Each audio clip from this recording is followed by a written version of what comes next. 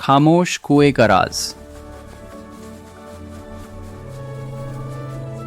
एक छोटे से गांव में एक पुराना कुआं था। लोग उसे कहते थे खामोश कुआं। कहा जाता था कि उस कुएं से रात में आवाजें आती हैं, कभी किसी के रोने की, कभी किसी के हंसने की, और कभी सिर्फ मुझे बाहर निकालो जैसी फुसफुसाहट। इसलिए गांव के लोग शाम ढलते ही उस रास्ते से जाना बंद कर देते थे। लेकिन गांव में एक लड़का था, आरव। उसे भूत प्रेत पर बिल्कुल भरोसा नहीं था। वह कहता, डर इंसान के दिमाग में होता है, कुएं में नहीं। एक रात आरव की माँ बीमार पड़ गई। घर में पानी नहीं था। मजबूरी में आरव को उसी कुएं से पानी लाना पड़ा। पूरा गांव सो रहा था। चांद बादलों में छिपा हुआ था। हवा अजीब सी ठंडी थी। जब आरव कुएं के पास पहुंचा, उसे लगा जैसे किसी ने धीरे से कहा, आरव। उसका दिल जोर से धड़क उठा। उसने चारों ओर देखा, कोई नहीं था। उसने सोचा हवा की आवाज होगी। वह बाल्टी नीचे डालने लगा। तभी फिर आवाज आई, मदद करो, मैं यहां फंसा हूं।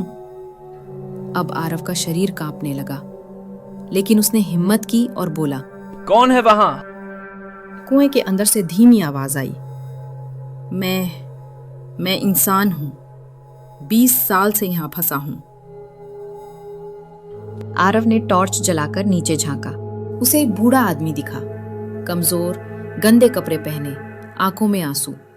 बूढ़े ने कहा, मैं इस गांव का ही था। लोगों ने मुझे चोरी के इल्जाम में यहां फेंक दिया, लेकिन मैं निर्दोष था। सब डर के मारे इस कुएं को भूतिया कहने लगे, ताकि कोई सच जान न सके। आरव की आंखें भर आईं। उसने कहा, मैं आपको बाहर निकालूंगा। बूढ़ा बोला, लेकिन गांव वाले तुम्हें भी नहीं मानेंगे। सुबह होते ही आरव ने पूरे गांव को बुलाया। लोग डरे हुए आए। किसी ने कहा, वहां मत जाओ, भूत है। आरव बोला, भूत नहीं, इंसान है। उसने रस्सी डाली। धीरे धीरे बूढ़ा आदमी बाहर आया। गांव वाले सन्न रह गए। वो वही आदमी था जो 20 साल पहले गायब हो गया था।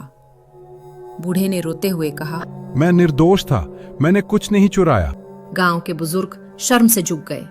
उन्होंने कहा, हमें डर के कारण सच को दफना दिया। गांव वालों ने उस बूढ़े की देखभाल की, कुएं को साफ कराया।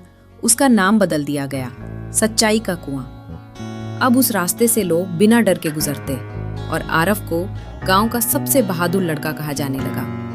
लेकिन आरव हर बार कहता, मैं बहादुर नहीं था, मैं सिर्फ सच से नहीं डरा। कहानी की सीख, डर से बड़ा सच होता है, और हर भूतिया कहानी के पीछे कोई भूला हुआ इंसान छिपा होता है।